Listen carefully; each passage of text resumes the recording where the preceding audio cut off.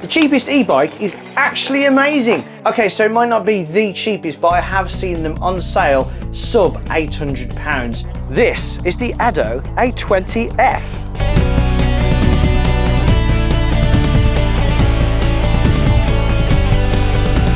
Now, let's just remind you that the cheapest Super 73 is £1,600 and it's not even that good. It's about £2,500 for the cheapest good one. So exactly how good is this e-bike? Let's find out.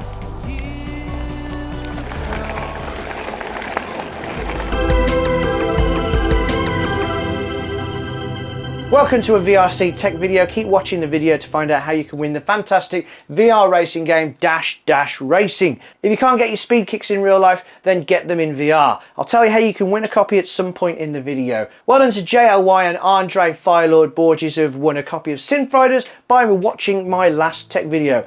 Make sure you read the pinned comment of this video to claim the game. If you're not subscribed and love a bit of VR and tech, then hit that button and ding the bell. Ding! So before I talk about the bike, let's find out a bit more about the brand, because I bet you've never heard of Ado or Ado. Now apparently Ado is short for A Dece Oasis, which means oasis in the desert. Now that sounds lovely and all that, but aren't oases in deserts the things that aren't actually there and don't really exist? Kind of like those scam companies that people need to worry about.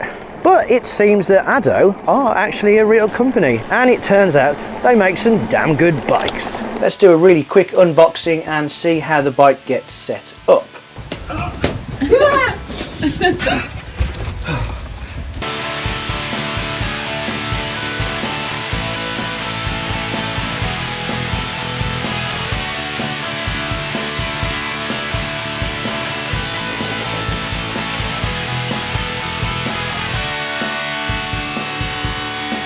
I've never ridden an e-bike before, and I haven't had my own bike for a long time.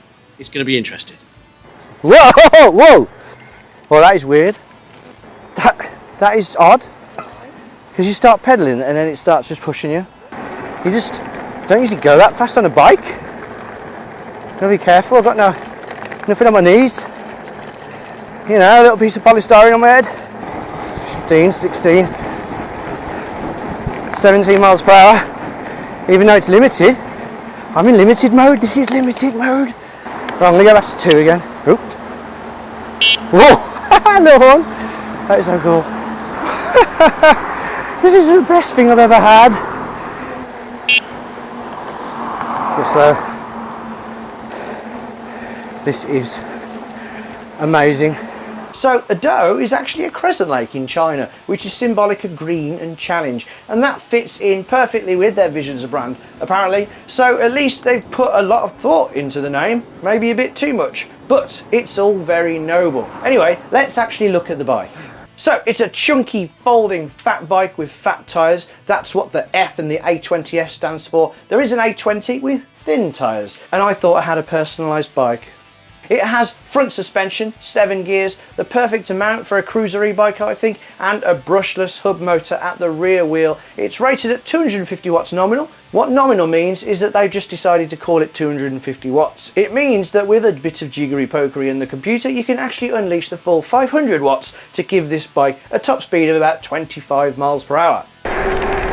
20, 22, 23,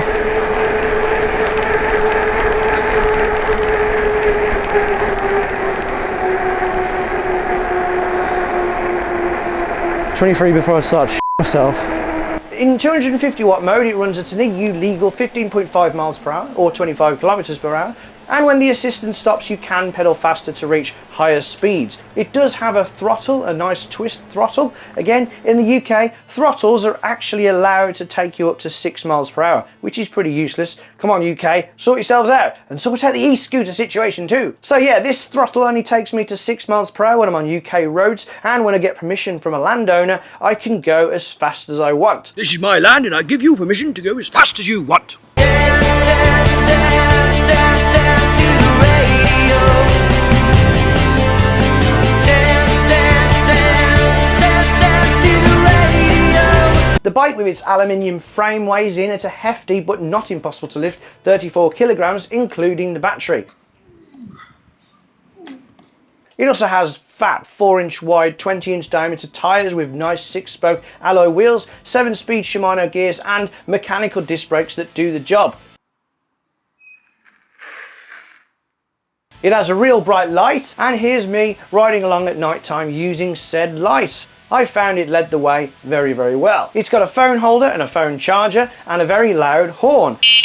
The 36 volt 10 amp hour battery is kept within the body of the bike, and it can either be charged in the bike or you can remove it. Handy if you can't get the bike to a power outlet.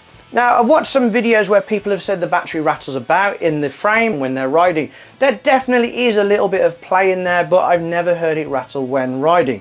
I did actually try to stick some furniture pads on the battery, but it stopped the battery fitting in the bike, so I've just left it as it is. Now, I never personally charge the battery inside the bike, mainly because I've covered the charge port with some black tape, because unfortunately it didn't come with a rubber plug, so I covered it to stop water getting in, and to be honest, I'd rather charge the battery in the house anyway. So, how do you get the battery out? Well, first of all, you need to fold the bike. Yes, this is a folding bike. Kickstand up. Undo that. Undo that. Go down a bit, not all the way. Move that. Undo that.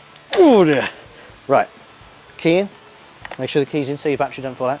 Now gradually roll it in together. I'm trying to stay in the camera. Okay. So as this goes down, you want it to go in between the saddle and this part. So put it down like that, about there. Put it together and put it down, and that's in the way.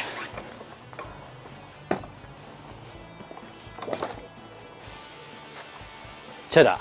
And it will fit in a car. Ta-da! Just be careful, it is very slidey. Make sure the key is in or it's locked in place when you unfold the bike, otherwise it could fall on the floor. And if you don't want to fold it up, it's even got a handle so you can carry it about.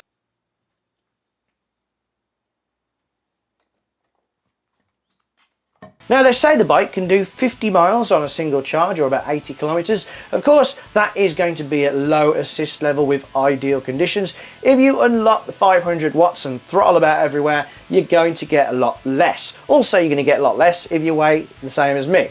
I'm yet to run the battery to zero, but I've only ridden about 30 miles so far. In that 30 miles though, I've honestly fallen in love with this bike. It is my first e-bike, admittedly, but it has been so much fun. And just look at it. If you go on Amazon and look at the cheapest e-bikes, they're not exactly pretty. But this bike looks so nice, and I was reliably informed by a kid that it's a lit bike. It seems to make people smile wherever it goes. And remember, we're used to seeing e-scooters everywhere by now. Cheers. I'm such a cool dude. With the chunky tyres and thick frame, it almost looks like some kind of military bike. It comes in white too, which I actually requested, and it looks very nice in the pictures, but this one came instead, and in matte black. It just looks badass. So I'm happy. It's like a BMX and a monster truck had a baby. Unlike mountain bike style e-bikes, the handlebars rise nicely, so it's a nice little cruising bike too. But obviously you can go over quite a range of surfaces with ease, especially with the suspension and the fat tyres. It seems to cope well with your average uphill ride. I also went out and did some testing on some thick grass. Just roll. I don't think we're going to get up just roll. No, I don't think you would have done that. Assist mode.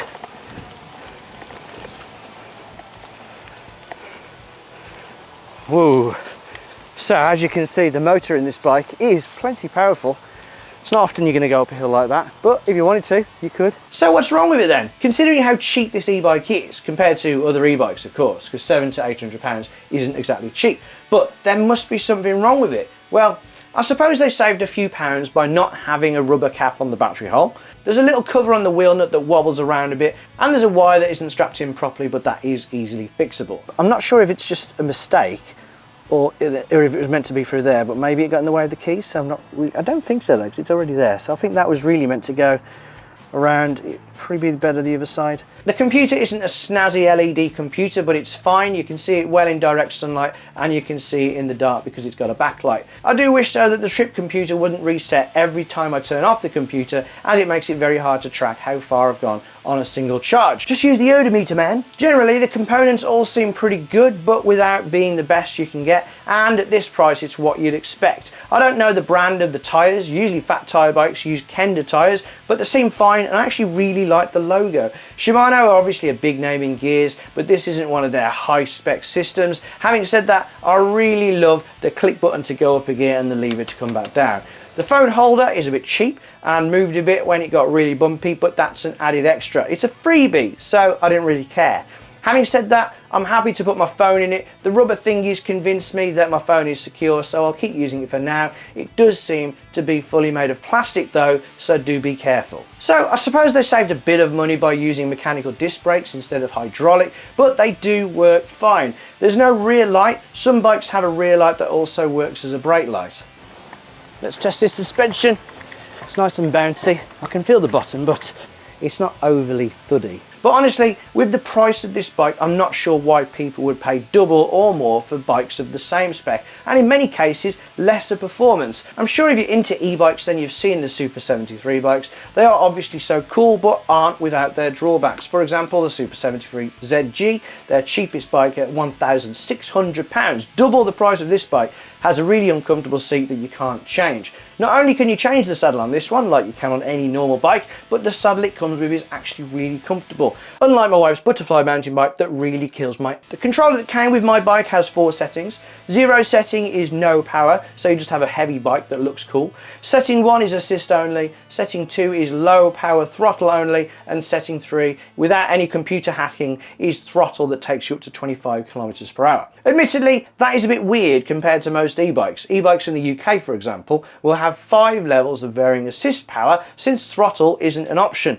In this bike, there's only 1 level of assist. However, you can delve into the settings and change the time when it kicks in and also the strength of the acceleration. However, it's not something you change as you were riding. I actually quite like the way this one works. However, I do believe that newer versions of the bike will be shipping with a controller with more levels of assist, as well as the ability to go from a definitely UK legal assist only mode to a throttle mode.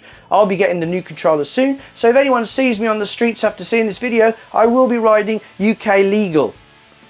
So there we go. The Ado A20F is a mightily impressive bike, and even more impressive when you take into account how cheap it is. It's beautiful, fast, sturdy and compact, like a butterfly on steroids. I'll be featuring this bike in more videos in the future, including how you can use it to help you in your daily life and not just ride around aimlessly like I did. I'm also going to be using it for VR, so if you don't want to miss that, make sure you're subscribed. Links about this bike are in the description below, and I would like to thank Ado for sending it me to test out. So, do any of you guys use any sort of electric transport? I'd love to hear about it if you do. And as this is a tech video, there is a VR giveaway. So to win your copy of the brilliant Dash Dash Racing, let me know how you could use or do use an e-bike or an e-scooter in your daily life. Before I post my next tech video in 3 videos time, I'll choose 2 comments at random and let you know who's won in the next tech video. If you're watching this on Dave, then the giveaway will be over, but you might still be charged. As always, I'd like to thank everyone who watched, especially the superstars that made it to the end of the video. Don't forget to hit the thumbs up button if you want to give me that extra little boost. Take care of yourselves, and hopefully I'll see you next time. See ya! Hang up the phone, they wanna send me straight